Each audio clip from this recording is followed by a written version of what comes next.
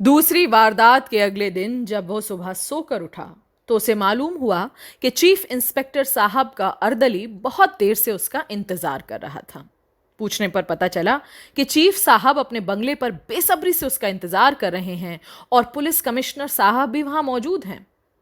फरीदी का माथा ठनका, लेकिन फौरन ही उसने बेकार के ख्यालों को अपने जहन से निकाल फेंका और नाश्ता करने के बाद चीफ साहब के बंगले की तरफ निकल पड़ा। हेलो फरीदी, हम लोग तुम्हारा ही इंतजार कर रहे थे। चीफ साहब ने उसको देखते हुए तपाक से कहा। सलाम, माफ करें मुझे जरा देर हो गई, फरीदी ने कहा। इस वक्त एक अहम मामले पर बातचीत करने के लिए आपको तकलीफ दी गई है, पुलिस कमिश्नर ने अपना सिगार केस उसकी तरफ बढ़ाते हुए कहा। शुक्रिया, फरीदी ने सिगार लेते हुए कहा। फरमाइए। मिस्टर फरीदी, 24 घंटे के अंदर इस इलाके में 2 वारदातें हुई हैं और उनसे आप बखूबी वाकिफ हैं, पुलिस कमिश्नर साहब ने अपनी बात को जारी रखते हुए कहा। और ये भी जानते हैं कि ट्रांसफर होकर यहां आए हुए मुझे सिर्फ 10 दिन ही हुए हैं। ऐसी सूरत में मेरी बहुत बदनामी होगी। और आप तो जानते ही हैं कि सिविल पुलिस तो बिल्कुल नाकारा है और मामला पेचीदा है। क्या ऐसा हो सकता है कि आप अपनी बाकी की छुट्टियां फिलहाल कैंसिल करवा दें और इसका जिम्मा मैं लेता हूं कि कातिल का पता लग जाने के बाद मैं आपको 2 की बजाय 4 महीने की छुट्टी दिला दूंगा। ये मेरी दोस्ताना राय है, इससे अफसरी और महकमे का कोई ताल्लुक नहीं। जी, मैं तो हर वक्त और हर तरह की खिदमत के लिए हाजिर हूँ, फरीदी ने अपनी आरजू पूरी होते हुए मन ही मन खुश होते हुए कहा। बहुत बहुत शुक्रिया, पुलिस कमिश्नर साहब इत्मीनान की सांस लेकर बोले। कल रात आप अपना बयान देकर चले गए थे, इसके बाद नेपाली के तंबू की तलाशी लेने पर 40,000 रुपए के नोट बरामद हुए, जो उसकी हैसियत से कहीं ज्यादा थे। इन रुपयों के अलावा कोई और ऐसी चीज न मिल सकी जिससे उसके कातिल का पता लग सकता। बहरहाल, सविता देवी के कातिल के सुराग का सिहरा तो अब आपके ही सिर है, लेकिन अब उसके कातिल का पता लगाना बहुत जरूरी है और यह काम सिवा आपके कोई नहीं कर सकता। मैंने कल रात ही ये केस डिपार्टमेंट ऑफ इन्वेस्टिगेशन के जिम्मे कर दिए हैं और इसके आगे का प्रोग्राम आपको चीफ इंस्पेक्टर साहब बताएंगे और मैं तुमको इन केसेस का इंचार्ज बनाता हूँ। चीफ इंस्पेक्टर साहब ने, जो अब तक दोनों की बातें गौर से सुन रहे थे, आगे कहा। इसके कागजात 10 बजे तक तुम्हें मिल जाएंगे। ये तो आप जानते ही हैं कि मैं शुरू से ही इस केस की तफ्तीश कर रहा हूँ, इंस्पेक्टर फरीदी ने कहा, और मैंने इस सिलसिले में अपना काम करने का तरीका भी ढूंढ लिया है। लेकिन आपसे ये गुजारिश है कि आप यही जाहिर होने दें कि मैं छुट्टी पर हूं और ये मामला अभी तक डिपार्टमेंट ऑफ इन्वेस्टिगेशन तक नहीं पहुंचा है। तो इस केस में भी तुम अपनी पुरानी आदत के मुताबिक अकेले ही काम करोगे?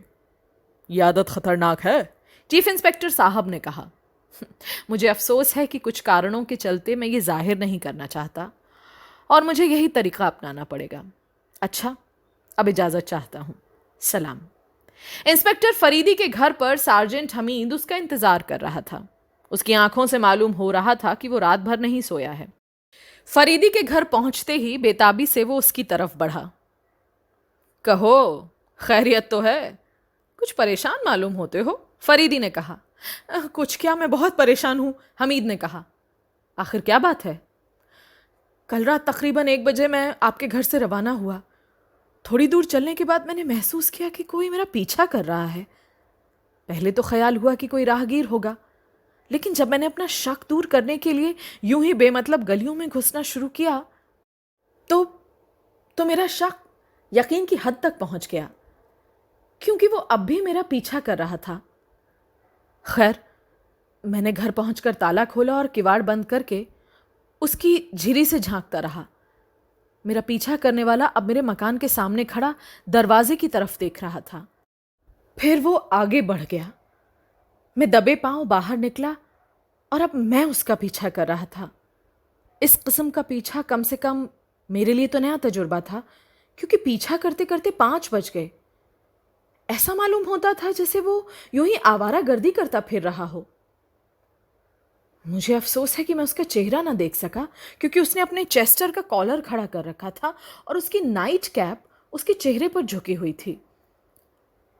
तकरीबन 5 बजे वो बॉटम रोड और बेली रोड के चौराहे पर रुक गया। वहां एक कार खड़ी थी। वो उसमें बैठा और कार तेजी से उत्तर की तरफ रवाना हो गई। वहां उस वक्त मुझे कोई सवारी ही नहीं मिली, इसलिए 3 मील पैदल चलकर आ रहा हूं।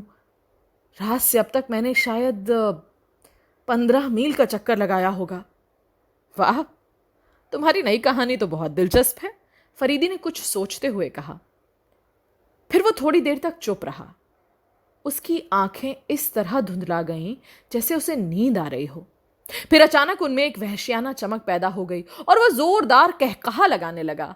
क्या कहा तुमने? वो बॉटम रोड के चौराहे से उत्तर की तरफ चला गया? फरीदी बोला। जी हाँ, और तुम्हें शायद मालूम ना होगा कि इसी चौराहे से अगर तुम दक्षिण की तरफ चलो तो 15 मील चलने के बाद तुम राजरूप नगर पर पहुंच जाओगे। अब मुझे यकीन हो गया है कि कातिल का सुराग राजरूप नगर में ही मिल सकेगा। देखो, अगर वो सचमुच तुम्हारा पीछा कर रहा होता तो तुम्हें इसका एहसास तक ना होने देता। उसने जानबूझकर ऐसा किया ताकि तुम उसके पीछे लग जाओ और वो उसी चौराहे से दक्षिण की तरफ जाने की बजाय उत्तर की तरफ जाकर मेरे दिल से उस ख्याल को निकाल दे कि असली मुजरिम राजरूप नगर का रहने वाला है। हो मेरे खुदा, तो इसका मतलब यह है कि वो नेपाली के कत्ल के पहले से वो हम लोगों के करीब रहा है और उसने मैनेजर के दफ्तर में भी हमारी बातचीत सुनी है।